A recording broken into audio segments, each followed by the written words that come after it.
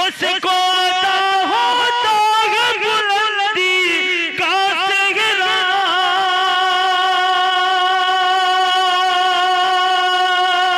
उसको अता होता है बुलंदी का सेहरा, दी के लिए जो खर्च खजाना करता है।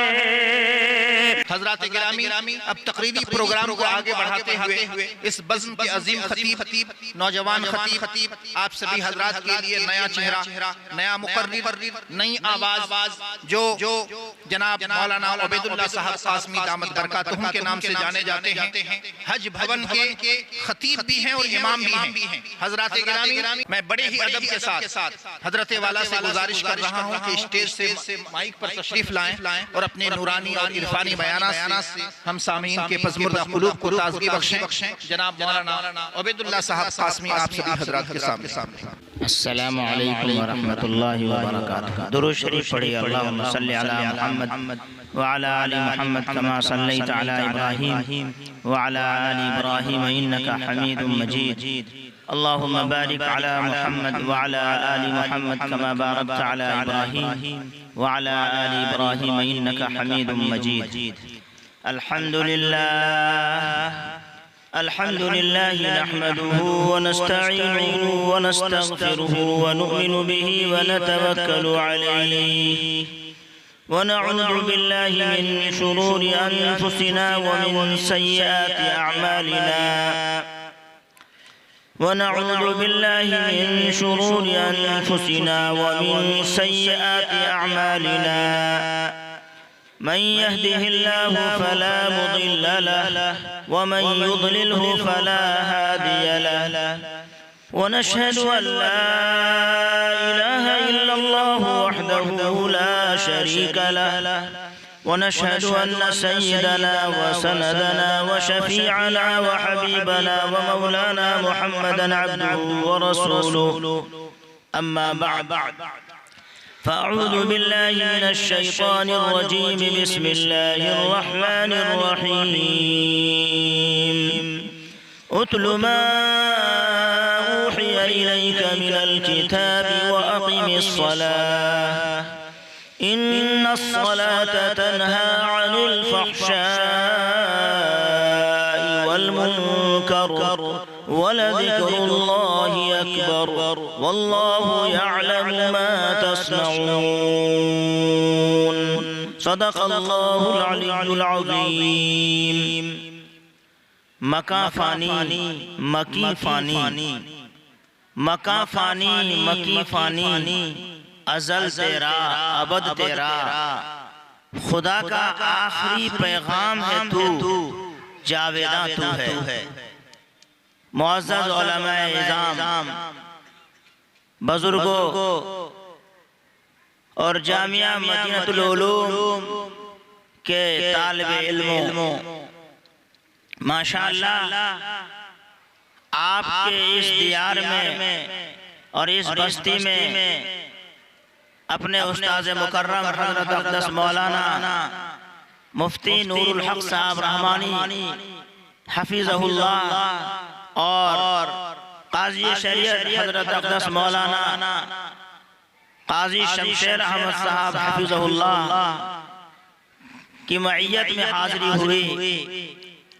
मग़रिब बाद के प्रोग्राम में शिरकत भी हुई, तलबा के बयानात भी सुने और यहाँ के माहौल को बहुत करीब से देखने का मौका मिला। आप गांव वाले जो करीब से या दूर से तशरीफ लाए और जिस तवज्जो और इन हिमाक से आपने हज़रत क़ाज़ी साहब के वाज़ को बयान को सुना और हुस्न नियती के साथ, अमल के जज्बे के साथ जो अब बैठे हुए हैं और दुआ करके खाना खा के जाने का इरादा रखते हैं, ये सब इरादा हम सबों का लिखा जा रहा है। और जिन तलबा के सरों पर दस्तार बांधी गई, ये सब रिकॉर्ड हो गए, महफूज हो गए। फरिश्तों ने भी ये नजारा देखा, ये सीन देखा। आप सबों से गुजारिश है, दरखास्त है कि इन पांचों तलबा के लिए खुसूसी दुआ फरमा दीजिए कि अल्लाह हाफिज कुरान के साथ साथ आमिल कुरान बना दे। आमीन। इनके असातिज़ा को और गार्जियन हजरात को अल्लाह बेहतरीन जज़ा और बदला नसीब फरमाए। कुरान मजीद एक अजीब व गरीब किताब है बुजुर्गों। खुद अल्लाह ने फरमाया किताबुन अंज़लनाहु इलैका मुबारक लियदब्बरू आयातिही व लियतदक्करा उलुल अलबाब। पैगंबर सल्लल्लाहु अलैहि वसल्लम एक ऐसी किताब है जो सरासर बरकतों वाली है। हमने आप पर नाजिल की, आप पर उतारी। किस लिए नाजिल की, क्यों उतारी ये किताब? लियदब्बरू आयातिही, ताकि लोग इसकी आयतों में गौर व खौज करें, तदब्बुर करें, तफक्कुर करें, इसकी तहों में, इसकी गहराइयों में और इसकी गहराइयों में जाएं, फायदा ताकि नसीहत हासिल कर सकें। वलियतदक्करा उलुल अलबाब। हकीमुल उम्मत मुजद्दिदुल मिल्लत मौलाना शाह अशरफ अली साहब थानवी क़ुद्दस सिर्रुहु ने फरमाया कि आज तदब्बुर न रहा कुरान मजीद में, इसीलिए तज़क्कुर न रहा कि लोगों को नसीहतें हासिल नहीं हो पा रही। इसलिए जरूरत है कि कुरान मजीद में तदब्बुर भी किया जाए। जिनसे जितना बन पड़ रहा है या बन पड़े, कुरान मजीद को वो तर्जमे के साथ पढ़ने की भी कोशिश करें और जो माहिरीन उलमा हैं उनसे भी कुछ सीखें, इस्तिफादा करें। एक वो वक्त था कि जब इस हिंदुस्तान के बादशाह में भी अल्लाह ने वो शौक और ज़ौक़ अता फरमाया था कि वो अपने बच्चों को हाफिज कुरान बनाते थे, बच्चियों को भी हाफिजा बनाते थे। ज़ैबुन निसा का नाम आपने सुना होगा, वो हाफिजा थी। औरंगजेब आलमगीर रहमतुल्लाह अलैह की वो बेटी तो थी, और औरंगजेब आलमगीर रहमतुल्लाह अलैह अल्लाह उनकी कब्र को नूर से मुनव्वर फरमाए। उन्होंने अपने हाथ से, बहुत ही खुशखत थे वो, कुरान मजीद का नुस्खा तैयार किया, कुरान मजीद को मुकम्मल तौर पर अपने हाथों से लिखा, और उनका लिखा हुआ कुरान हुनूस दारुल देवबंद में मौजूद है। जो चाहे ज़ियारत कर सकते हैं। इन आंखों ने भी उस नुस्खे की ज़ियारत की है। याद पड़ता है कि एक बड़े मुस्तनद आलिम हमारे यहाँ दारुल इमारत शरिया फुलवारी शरीफ पटना में तशरीफ लाए थे। उनका बयान हो रहा था, उन्होंने फरमाया, और चौंका देने वाला मज़मून था वो, लेकिन बात उनकी बहुत ही दिल को छूने वाली थी। उन्होंने फरमाया कि औरंगजेब आलमगीर रहमतुल्लाह अलैह ने न सिर्फ बेटी को हाफिज कुरान बनाया, बल्कि अपने बेटे को भी हाफिज बनाया, बादशाह होने के बावजूद। और अपने वालिद शाहजहां की खिदमत में उस बाबू को लेकर पहुंचे कि अब्बा आप देखिए कितने खुशनसीब हैं कि पोता आपका दुलारा, आपका प्यारा हाफिज कुरान हो गया। तो शाहजहां ने सर पर हाथ रखकर कहा, अपने सर पर कपार पे हाथ रख करके कहा कि बेटा ये तो तुम्हारा ना बेटा है, मेरा तो पोता है ना।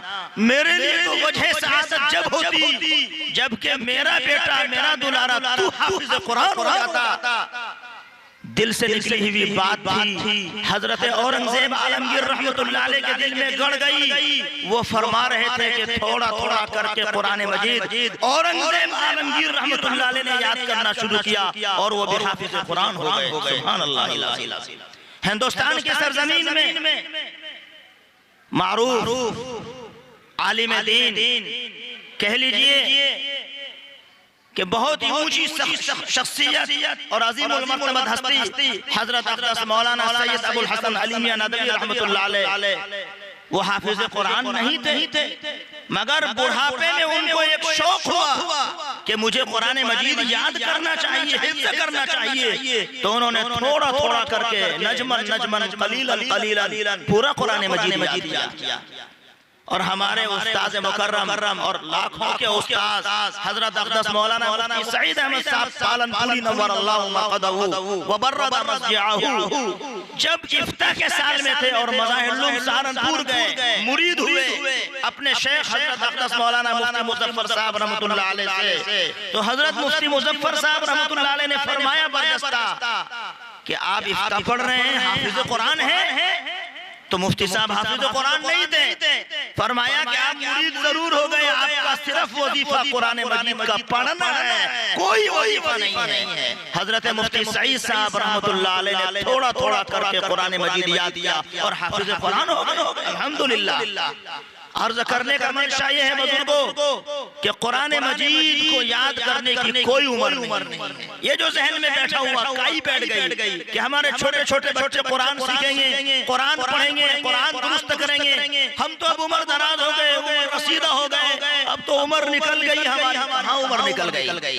हजरत सहाबा रिज़वानुल्लाहि ताला अलैहिम अजमईन की उम्रों को जरा देखिए कि अक्सर सहाबा जो शुरू के सहाबा किबारे सहाबा हैं, उनकी लंबी लंबी उम्रें थी और उन्होंने उस किब्र सिनी में कुरान मजीद को सीखा, याद किया, पढ़ा। आज हमारी गफलत की वजह से कुरान मजीद कल क़यामत में डर है कि कहीं शिकवा न करे। वक़ाल रसूल या रब्बी इन्न क़ौमी इत्तख़ज़ू हाज़ल क़ुरआन महजूरा, कि रसूल सल्लल्लाहु अलैहि वसल्लम कल क़यामत में अल्लाह की अदालत में फरमाएंगे कि परवरदिगारा मेरी कौम ने इस कुरान को महजूर कर दिया था, छोड़ दिया था। लोग भागे भागे जा रहे हैं, जाने कहां कहां अपने बच्चों को पढ़ा रहे हैं। सबसे बेहतरीन तालीम कुरान मजीद की थी, इसको बहुतों ने छोड़ रखा है। आटे में नमक के बराबर मदरसे में आ रहे हैं, बहुत कम बच्चे आ रहे हैं मदरसे में, और मदरसों में पढ़ने वाले बच्चों से जो मोहब्बत होनी चाहिए, जो दुलार और प्यार का बर्ताव होना चाहिए, वो बहुत कम लोगों के नसीब में है। इसलिए अगर तवज्जो दी जाएगी, माफ कीजिएगा मुझे अर्ज करने दीजिए, मेरा शहर पूर्णिया बगल ही में है, डॉक्टरों का शहर कहलाता है।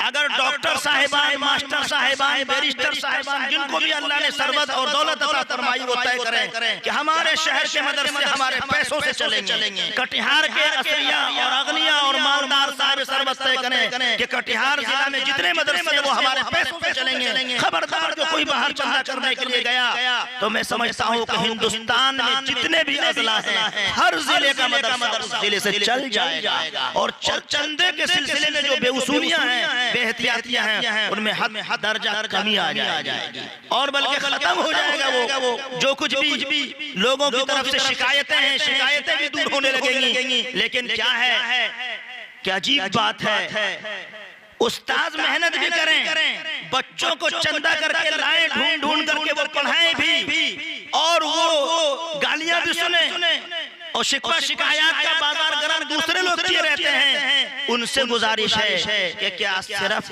पढ़ाने वालों ही की सारी जिम्मेदारियां हैं, आपकी कोई जिम्मेदारियां नहीं है? क्या इस जामिया मदनिया में आप कभी मुखलिसाना हाजिर होते हैं? बहुत से आते भी होंगे, मुझे नहीं मालूम है, लेकिन जो नहीं आते हैं उनसे गुजारिश है कि आप अपना समय और वक्त को निकाल कर आइए जरा, कि ये असातिज़ा बोरिये पे बैठ के, चटाई पे और टाट पे बैठ करके किस कदर अजीम खिदमत अंजाम दे रहे हैं। आप जरा तसव्वुर तो कीजिए, वक्त पे अज़ानें हो रही हैं मसाजिद में, मदरसों में तालीम हो रही है, और वक्त पे नमाजें पढ़ाई जा रही हैं, तनख्वाहें कितनी हैं? एक साहब ने तो अजीब बात कहा कि दिल्ली में अजान हो रही थी, हुआ अकबर,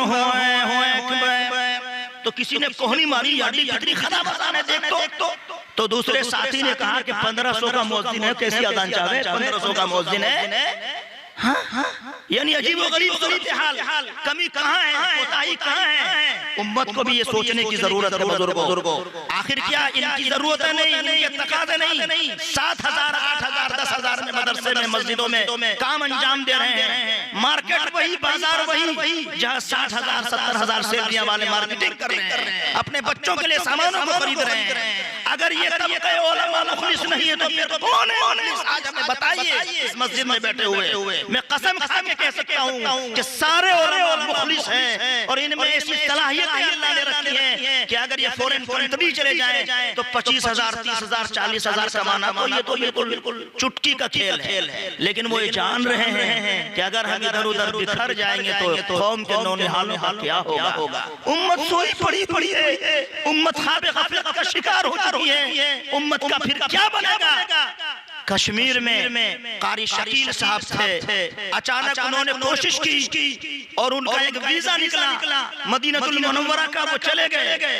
कश्मीर में एक बड़े बुजुर्ग हैं हजरत मौलाना रहमतुल्लाह साहब कश्मीरी, अल्लाह उनकी उम्र में बरकत अता फरमाए। हजरत मुफ्ती आजम रहमतुल्लाह अलैह, मुफ्ती महमूद साहब रहमतुल्लाह अलैह, साहिब फतावा महमूदिया, उनके वो खलीफा हैं। जब वो मदीना मुनव्वरा तशरीफ ले गए तो उनको देखा कि रोज़े रसूल पे कारी शकील साहब मौजूद हैं और जालियां साफ कर रहे हैं कारी शकील। तो पूछा अलग बुला के कारी साहब आप तो कश्मीर में छोटे छोटे बच्चों को पढ़ा रहे थे, यहाँ कैसे? कहा हजरत वो आपकी दुआ की बरकत है कि यहाँ एक वीजा आया हुआ था, मैंने कोशिश की और यहाँ मेरी नौकरी लग गई है और रोज़े रसूल की जालियां साफ करने का जो हिस्सा मेरे हिस्से में आया, ये मेरी सआदत की बात है। तो कारी शकील साहब की बात सुनकर हजरत मौलाना रहमतुल्लाह कश्मीरी दामत बरकातुहुम ने सर गाड़ लिया, फरमाया कि कारी साहब रोज़े रसूल की जालियां तो कोई भी साफ करेगा कर लेगा, आप भी कर रहे हैं, ये सआदत जरूर है आपको मिली है, लेकिन साहिब रोजा से भी मालूम किया कि ये जालियां साफ करना इनको ज्यादा पसंद है। ये बच्चों को वो जो आप मकतब में पढ़ाते थे नूरानी कायदा और कायदा बगदादी और कुरान मजीद नाजरा और हिफ्ज़, वो ज्यादा पसंद है। तो वो चौंक गए, पैर तले की जमीन खिसक गई। कहा आप दुरूद शरीफ 3 दिन तक कसरत से पढ़िए, प्यारे नबी सल्लल्लाहु अलैहि वसल्लम की ज़ियारत से मुशर्रफ होंगे आप इंशाअल्लाह जरूर। और आका सल्लल्लाहु अलैहि वसल्लम से ख्वाब में आप पूछिएगा कि मैं जालियां साफ करूं, ये पसंद है आपको कि मैं पलटकर हिंदुस्तान कश्मीर में जाकर बच्चों को पढ़ाऊं। नबी मुकर्रम सल्लल्लाहु अलैहि वसल्लम ने ख्वाब में उन्हें बशारत दी कि कारी शकील तुम्हें पलटकर कश्मीर ही चले जाना चाहिए, मुझको वही पसंद है, यहाँ तो कोई भी खिदमत अंजाम दे।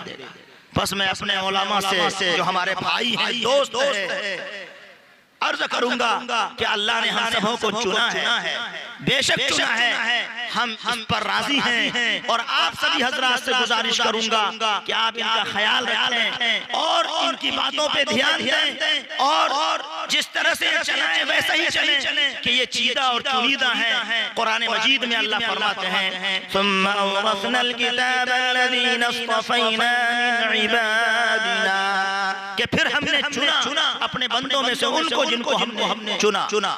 यानी हमारे बंदे वो जिनको हमने चुना है वो बड़े बरगुज़ीदा बंदे हैं, बड़े खास बंदे हैं। बुजुर्गों, मैंने शुरू खुतबे में एक आयत शरीफ पढ़ी सूरह अनकबूत की, जी चाहा कि आज चंद बातें इस आयत शरीफ की रोशनी में अर्ज की जाए। मजमून शुरू भी नहीं हुआ, मजमून इधर से उधर चला गया। अब मैं असल मजमून की तरफ आता हूँ।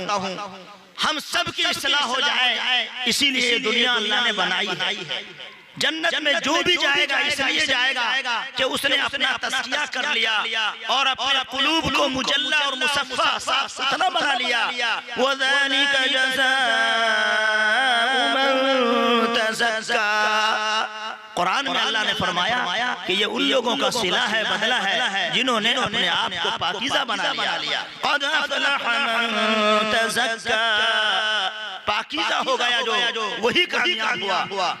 दुनिया में बैंक बैलेंस करने वाले अपने को भले ही कामयाब समझते रहे, लेकिन कामयाब वो है जिसको अल्लाह कामयाब बताए, जिनको अल्लाह के नबी पैगंबर सल्लल्लाहु अलैहि वसल्लम कामयाब करार दें। हकीकी कामयाब तो वो है।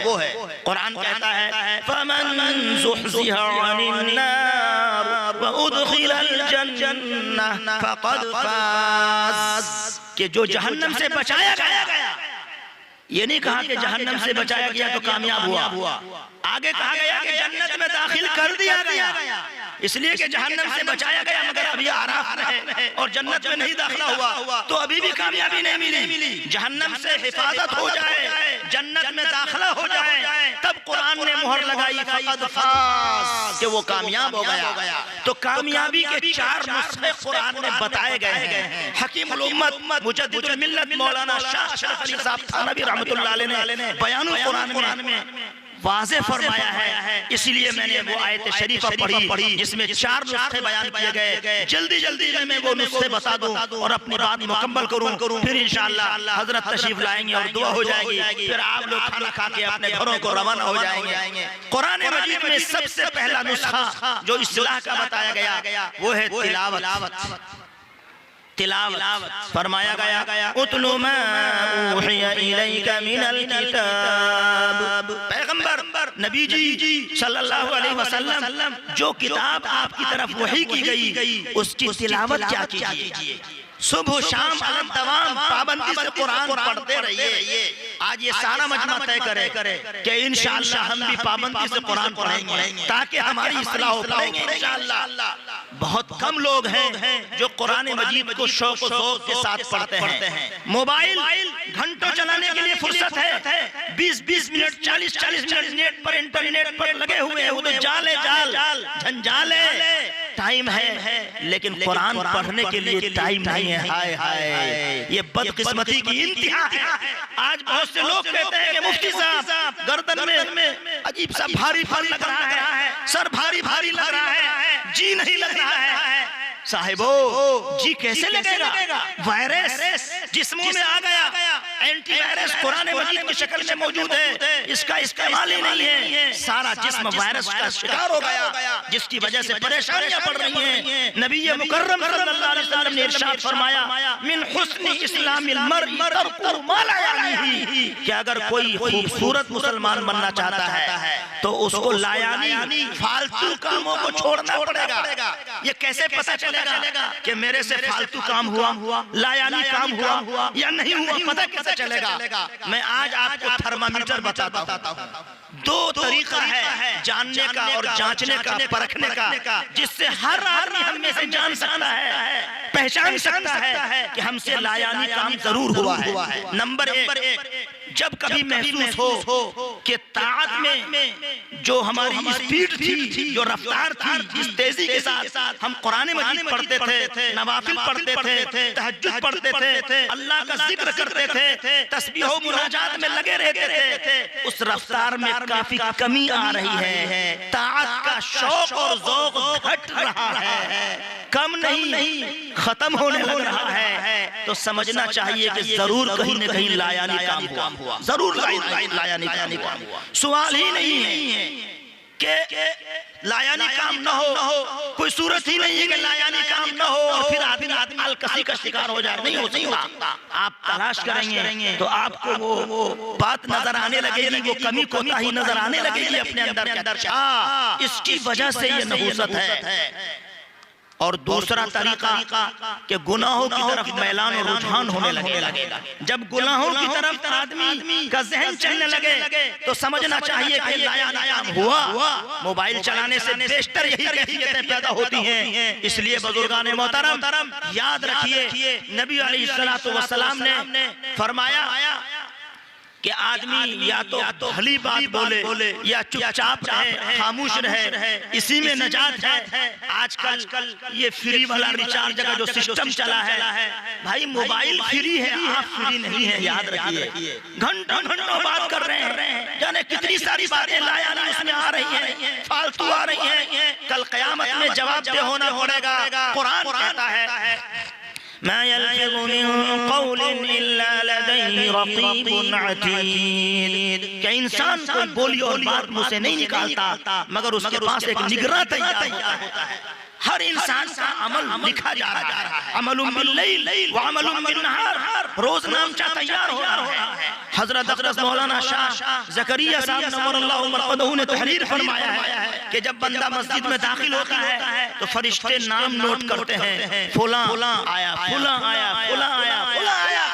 और नमाजियों की एक फहरिस्त अलग बनती है अल्लाह के यहाँ। और वही फरिश्ते, इसीलिए आपने सुना होगा रिवायत में आता है कि फजर में जो फरिश्ते आते हैं वो असर तक रहते हैं। असर में फरिश्तों का तबादला होता है, ड्यूटी बदलती है। क्या मतलब है इसका? इसकी गहराई में जाए तो बात समझ में आने लगेगी। हजरत शेख रहमतुल्लाह अलैह ने लिखा कि फिर वही फरिश्ते, बास फरिश्ते उनमें से अल्लाह की तरफ से मामूर होते हैं, मौत के वक्त में वो सिरहाने आकर कहते हैं कि ऐ बंदे खुदा पढ़ ला इलाहा इल्लल्लाह मुहम्मदुर रसूलुल्लाह। कलिमे शहादत की तलकीन ये बरकत होती है हुस्ने अमल की, नेक अमल की, तो फरिश्ते शहादत देते हैं। बहरहाल बात फिर दूसरी हो जाएगी। मैं अर्ज कर रहा था कि अपने आप को लायानी उमूर से बचाना है।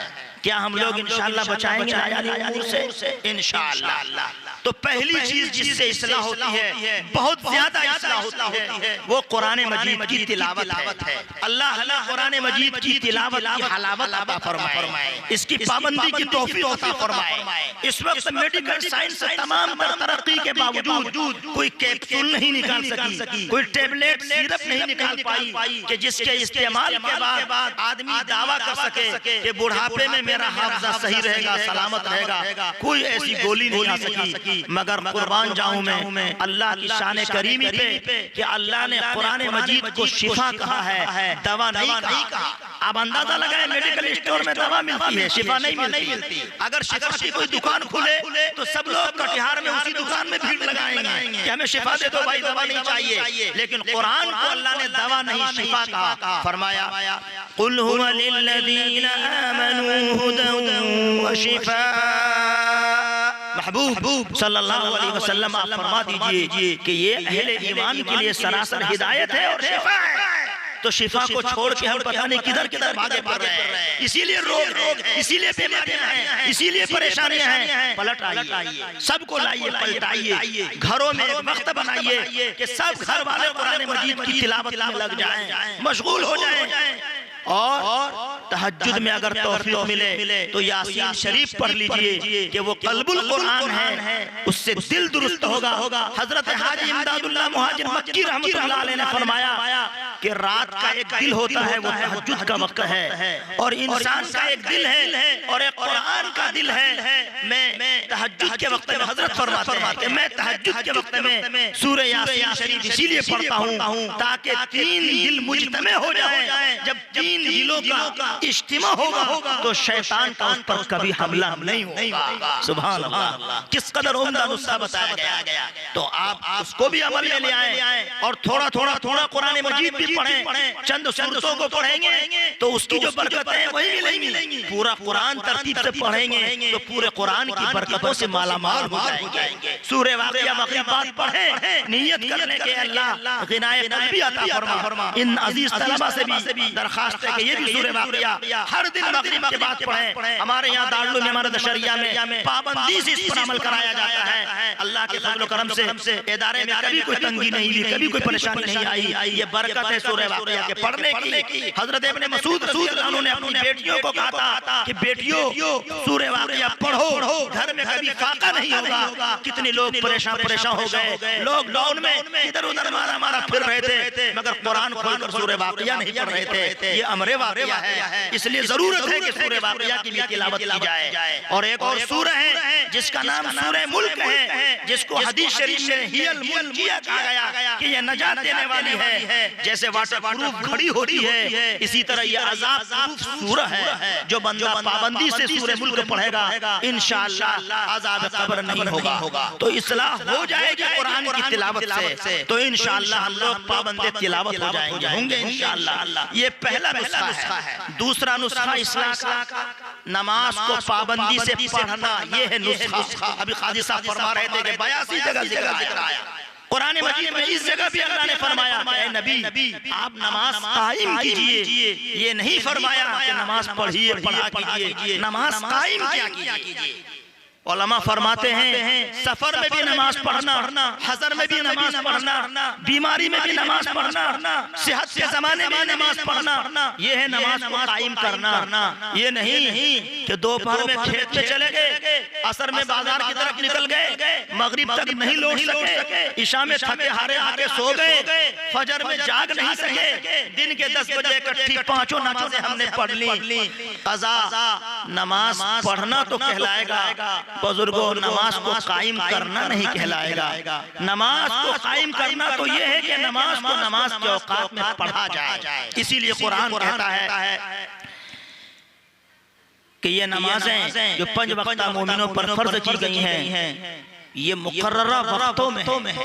जैसे दवाइयाँ खाई जाती हैं, सुबह की है, शाम की है, इसी तरह से ये डोज अल्लाह की तरफ से है। इन्ना सलात कानत अलल मुमिनीना किताबन मौक़ूता, यकीनन नमाज ईमान वालों पर वक्त मुकर्रर पर फर्ज है। लिहाजा नमाज से भी बड़ी गफलत और कोताही बढ़ती जा रही है, इसीलिए हमारी जिंदगियों में परेशानियां हैं। अहद सहाबा को देखिए, तमाम के तमाम सहाबा नमाजी, जनाजे की नमाज में जो नमाज पढ़ने के लिए आए हुए हैं सब नमाजी, जिनकी जनाजे की नमाज है वो भी नमाजी। हाय हाय हमारा जमाना, कितने हैं जनाजा पढ़ने के लिए आए हुए हैं लेकिन उधर मुधर हुए हैं। भाई साहब पढ़िए ना मुफ्ती साहब आज नापाक है थोड़ा। इन्ना लिल्लाहि व इन्ना इलैहि राजिऊन। अल-मोमिनु ला यंजस, मोमिन और नापाक ये क्या मतलब हुआ? जनाजा में कुछ तो शामिल ही नहीं हुए, और जो शामिल हैं उनकी जिंदगी में भी बहुत कम लोग ऐसे हैं नमाजें होती हैं, और जिनकी जनाजे की नमाज पढ़ी जा रही है खुदा मालूम उनकी जिंदगी में नमाज की या नहीं। नबी करीम सल्लल्लाहु अलैहि वसल्लम ने फरमाया, किसी और अमल के बारे में नहीं फरमाया। ज़कात जब दी जाएगी जब ज़कात फर्ज होगी साहिब निसाब पर। रमजान का रोजा कल रखिएगा तो नहीं होगा, रमजान का महीना आएगा तब रोजा फर्ज होगा, तब रोजा रखा जाएगा। हज फर्ज हुआ तो हज करने जाइए, लेकिन नमाज फर्ज होने से पहले प्यारे नबी इस्लाम ने फरमाया जब बच्चा 7 साल का हो जाए तो नमाज का हुक्म दो, जब 10 साल का हो जाए ना पढ़े, वज़रिबूहुम अलैहा अबनाउ अशरिन, उसकी पिटाई भी करो। क्यों पिटाई करो? ताकि आदी हो जाए, और 15 साल होते उसकी नमाज छूटने का कोई सवाल ही नहीं है। आज हम अपने घरों में क्या इसका जायजा ले रहे हैं? अपने बच्चों को नमाजें इस तरतीब से पढ़ा रहे हैं फिक्र के साथ। हमारी जिंदगी में नमाज नहीं तो बच्चों की जिंदगी में कैसे नमाज आएगी? बच्चियों की जिंदगी में कैसे नमाज आएगी? एक बात कहकर मैं अपनी बात आगे बढ़ाऊंगा, और बहुत अहम बात अर्ज कर रहा हूँ। आज बहुत सारी दफा ऐसा देखने को मिला कि शादी हुई, ये लड़की 23 साल की है, 25 साल की है, और एक अच्छे शौहर मिले अल्लाह के फजल से जो 100% नमाजी हैं, वो कोशिश कर रहे हैं 10 साल 15 साल से कि मेरी बीवी नमाजी हो जाए, मगर कोशिशें बिस्यार के बावजूद उनकी बीवी मुसल्ले पे नहीं खड़ी हो पा रही है। क्यों?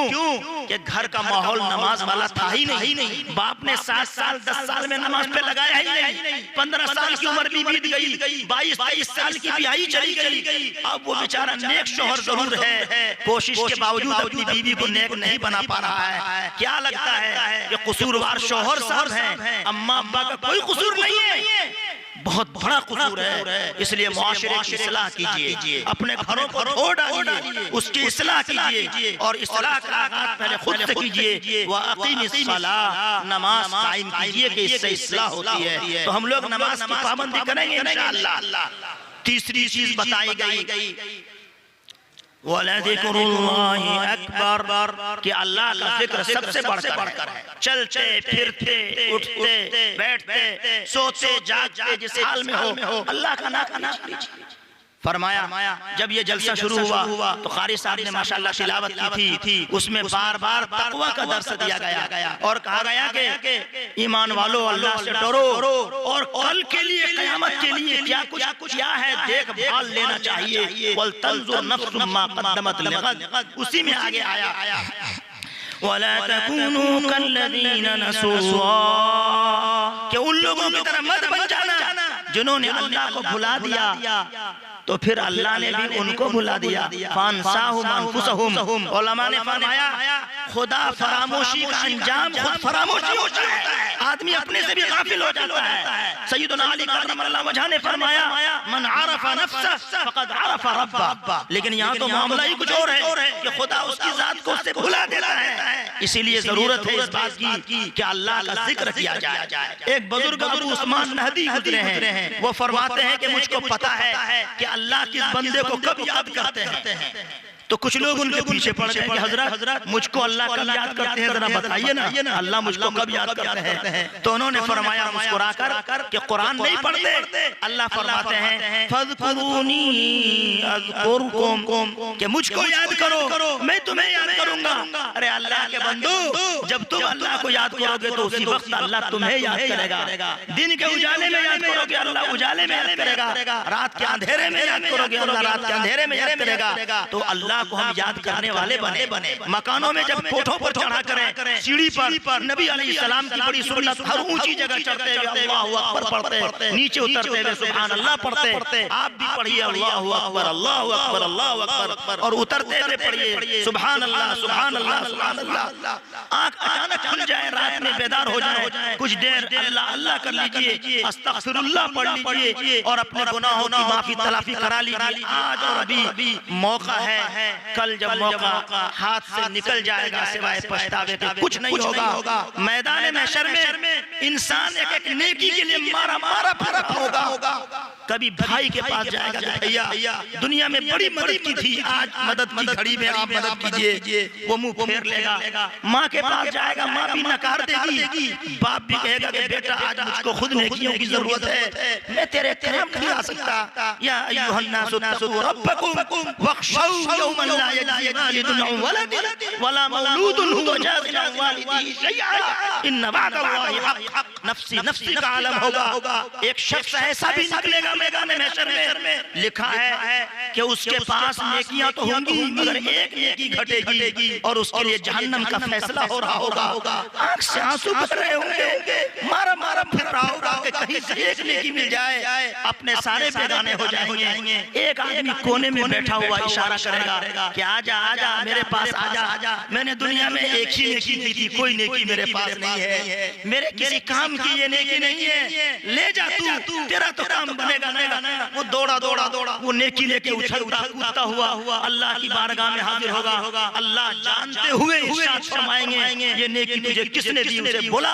जब वो हाजिर किया जाएगा तो वो कहेगा, अर्ज करेगा खुदाया ये एक नेकी ही तो मेरी थी, मेरे किस काम की थी, मैंने सोचा अपने भाई की मदद करूं इस आखिरत में, तो मदद मैंने कर दी। तो अल्लाह फरमाएंगे अतुरीदु अन तकूना असखस मिन्नी, मेरे से ज्यादा भी कोई सखी हो सकता है, जा इसको भी बख्श दिया, तुझको भी बख्श दिया। तो अल्लाह एक नेकी की इतनी कदर फरमाएंगे। तो अब जब ढेर सारी नेकियां जमा होंगी जिक्रुल्लाह की सूरत में, तो कितना मजा आएगा। तो हम अल्लाह अल्लाह करेंगे इंशाअल्लाह। यहाँ भी साहिब निस्बत लोग हैं इस मदरसे में अल्हम्दुलिल्लाह। हम तो चाहेंगे कि अल्लाह वालों की मजलिसें कभी कभी लगा करें, जिक्रुल्लाह की नशिस्तें कायम की जाएं, महीना 2 महीना 15 दिन में, जब जैसा मौका हो। हजरत शेख मौलाना ज़करिया साहब नव्वरल्लाहु मक़दहू ने किताब भी लिखी फज़ाइल की और बहुत सारी किताबें और जज़ुल मसालिक वगैरह, मौका नहीं उधर जाने का। मैं अर्ज़ कर रहा हूँ कि हजरत ने फरमाया कि अगर किसी गांव में कोई आदमी अल्लाह अल्लाह करने वाला नहीं है तो चंदा करो, उसको पैसा दे करके कम से कम अल्लाह अल्लाह कराओ, तो ये भी सौदा सस्ता है, हजरत ने लिखा है। तो अगर ऐसा कोई मौका मिल जा रहा है कि फ्री में और मुफ्त में अल्लाह अल्लाह करने वाले लोग मिल रहे हैं, आप उनका दामन थाम लीजिए, उनके पास बैठिए, उठिए, उनसे दोस्ती कीजिए, फिर देखिए कितना मजा आएगा। वला ज़िक्रुल्लाहि अकबर, अल्लाह का जिक्र सबसे बड़ी चीज है। एक तफसीर ये भी की गई कि जब बंदा याद करता है अल्लाह को तो अल्लाह उसको याद करता है। तो अल्लाह का अपने बंदों को याद करना ये सबसे बड़ी बात है। अल्लाह का याद करना इजाफत मफूली हो जाएगी। उलमा अगर जानते हैं वो समझते हैं। आप सिर्फ इतना समझ लें कि अल्लाह भी याद करते हैं, ये बड़ी बात होगी। चौथा नुस्खा इस्लाह का, जिससे बड़ी इस्लाह जल्दी हो जाती है, वो है मुराक़बा, सोचना। सोने से पहले सिरहानी पे तकिया पे सर रखने से पहले सोचिए आज दिन भर मैंने क्या किया। जो नेकियां की अल्लाह का शुक्र अदा कीजिए, जो बदियां हुई बुराइयां उनसे तौबा कीजिए। एक बुजुर्ग सोने से पहले कहते अल्हम्दुलिल्लाह, अल्लाहुम्मा लकल हम्दु व लकल शुक्र, माशाअल्लाह, अल्हम्दुलिल्लाह। तो एक शागिर्द बगल में थे, कहा हजरत सोने की दुआ तो मदरसे में हम पढ़े थे, अल्लाहुम्मा बिस्मिका अमूतु व अहया, दुआ बदल गई तो हमको भी बता दीजिए। तो दुआ ही आप अलग पढ़ रहे हैं, कभी माशाअल्लाह, कभी अल्हम्दुलिल्लाह, कभी शुक्रन लिल्लाह, क्या माजरा है? उन्होंने फरमाया कि देखो ये मेरा रोज का मामूल है कि सोने से पहले दिन भर जितनी अल्लाह की नेमतें मुझ पे बरसती हैं, मैं सबको सोचता हूँ, ढूंढ करके ज़हन में लाता हूँ और हर एक पर अल्लाह का शुक्र अदा करता हूँ कि अल्हम्दुलिल्लाह आज घर में कहीं कोई झगड़ा नहीं हुआ, अल्हम्दुलिल्लाह घुटने में कोई परेशानी नहीं रही, अल्हम्दुलिल्लाह यहाँ कमर में भी कोई तकलीफ दुखन नहीं हुई, अल्हम्दुलिल्लाह आज सारा कुछ टूटन चला। मैं अल्लाह का एक नियामत पर शुक्र अदा करता हूँ ताकि लइन शकरतुम लअज़ीदन्नकुम, अल्लाह तो सबसे ज्यादा वादा वफा करने वाले हैं, अल्लाह जरूर नेमतों में इजाफा फरमाएंगे, इसीलिए तो मैं अल्लाह का इतना शुक्र अदा करता हूँ। लेकिन आज हमारा हाल क्या है कि एक मुसीबत आती है और हाय हाय हाय हाय हाय भूल जाते हैं कि उस घड़ी में भी कितनी सारी नेमतें बरस रही होती हैं। फर्ज कीजिए कि कान में दर्द है, अगर आंख में भी तकलीफ होती तो क्या कर लेते, पेट में भी दर्द होता तो क्या कर लेते, और 10 तरह की परेशानी होती तो क्या कर लेते। एक परेशानी की वजह से इंसान इतना ज्यादा परेशान हो जाता है और अनेक नेमतों को भूल जाता है। हजरत जी मौलाना मुफ्ती शफी साहब ने फरमाया कि मैं अपने उस्ताद की खिदमत में गया, मियां जी रहमतुल्लाह अलैह के पास 105 डिग्री बुखार था। मैंने अर्ज किया कि हुजूर हजरत सुना कि आपको बुखार आया है, परेशानी में हैं आप। फरमाया हजरत ने कि नहीं देखो माशाअल्लाह पाँव में सब में तकलीफ रहती थी, बहुत ठीक है, पूरा जिस्म आज बहुत अच्छा है, बस मुफ्ती साहब बुखार है, कुछ दुआ फरमा दी। मतलब इतना हल्के में लिया 105 डिग्री बुखार को। मुफ्ती शफी साहब रहमतुल्लाह अलैह हैरान रहे कि अल्लाह की नेमतों का ये है शुक्र, ये नहीं कि बस अल्लाह ताला की नाशुक्री कर रहे हैं। एक दिन हजरत ने अपनी बेटी को सख्त डांटा, बेटी कह रही थी कि अब्बा ये दांत भी अजीब है, बचपने में निकलते हुए दर्द करता है और अब बुढ़ापे में ये दर्द दे रहा है। तो हजरत ने ठंडी आह भरी फरमाया कि बेटी जिस चक्की से खुदाई चक्की है ये ना, जिंदगी भर तुम इससे रोटी पीसती रही, चावल पीसती रही, भात पीस के खाया, गटागट सटासट जटाजट, अल्लाह की इतनी बड़ी नेमत की नाशुक्री एक बोल में बोले उनकी आंखों में आंसू रोने लगी कि अब्बा बात समझ में आ गई, माफ कर दीजिएगा बुजुर्गों, ये भी एक पैगाम था आज सबके नाम कि हम अल्लाह का शुक्रगुजार बंदा बने और हम तन्हाई में थोड़ा मुराक़बा करें। फरमाया कि वल्लाहु यअलमु मा तस्नऊन, मैं नहीं कहता, हकीमुल उम्मत फरमाते हैं कि इससे मुराक़बे का सबूत होता है। हजरत जिब्राइल अमीन जब आए थे तो फरमाया था नबी अलैहिस्सलाम से, 2 मिनट में मैं अपनी बात मुकम्मल कर रहा हूँ, ध्यान से सुने। फरमाया कि ए नबी बताइए, इरशाद फरमाइए कि मैं अमल अच्छा करना चाहता हूँ, कैसे अमल अच्छा होगा? मले एहसान क्या है?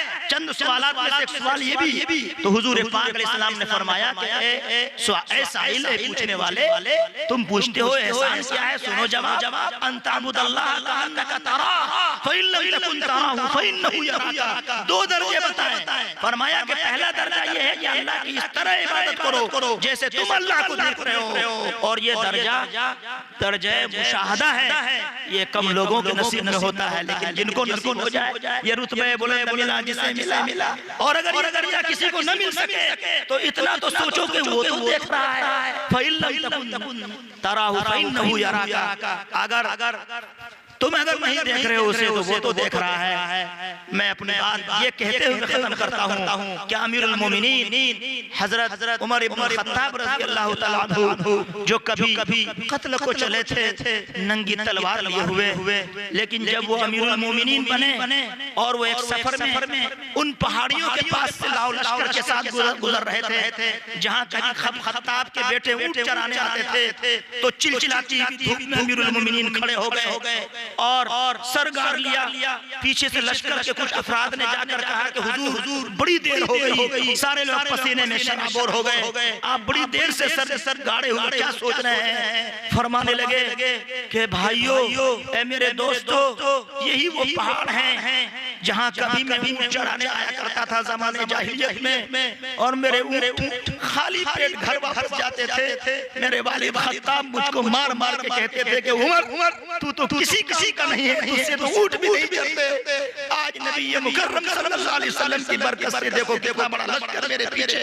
मैं अल्लाह के इनाम के तले, एहसान तले दबे जा रहा हूँ, अल्लाह की नेमतों को सोच सोच करके रो रहा हूँ। ये हाल था अमीरुल मोमिनीन का कि बस वो मदीना की गलियों में फिरते थे, देखते थे कि कहाँ क्या हो रहा है। आज हम अपने घरों का जायजा नहीं लेते, वो घर के बाहरों का भी जायजा लेते थे। कुल्लुकुम राइन व कुल्लुकुम मसऊलुन अन रइयतिही, हर एक हम में से जिम्मेदार है। अगर आपने जिम्मेदारी नहीं अदा की, हमने जिम्मेदारी अदा नहीं की, कयामत में जवाब होना पड़ेगा। अमीरुल मोमिनीन ने देखा कि एक घर में एक लड़की बोल रही है कि अम्मा मैं पानी नहीं मिला सकती दूध में। कहा बेटी मिला न दे। कहा नहीं, अमीरुल मोमिनीन का ऑर्डर आ चुका है कि पानी मत मिलाना। कहा मिला दे, कुछ नहीं होगा, नहीं देख रहे अमीरुल मोमिनीन। वही पीछे सुन रहे थे। कहा कहने वाले ने कि दीवार के भी कान होते हैं, सच कहा। पेशे दीवार आंच गोई होशियार, ताना बशत दशत से दीवार। उन्होंने सुन लिया। वो बच्ची कह रही थी कोई देखे या न देखे, अमीरुल मोमिनीन देखे या न देखे, लेकिन अमीरुल मोमिनीन के परवरदिगार रब्बुल आलमीन तो देख रहे हैं ना। अम्मी मैं नहीं मिला सकती। हजरत अमीरुल मोमिनीन उछल गए खुशी में कि हमारी रियाया में ऐसी खवातीन भी, ऐसी बच्चियां भी हैं। रेड निशान लगा दिया। सुबह को संतरी मंतरी को भेजा और बुलाया। माँ आई लड़खड़ाते कदमों के साथ, बेटी भी आई और उसी बेटी से अपने बेटा आसिम का निकाह कराया था। आगे तफसील का मौका नहीं। अल्लाह हम सबों को तौफीक अमल अता फरमाए। रब्बना तक़ब्बल मिन्ना इन्नका अंतस समीउल अलीम।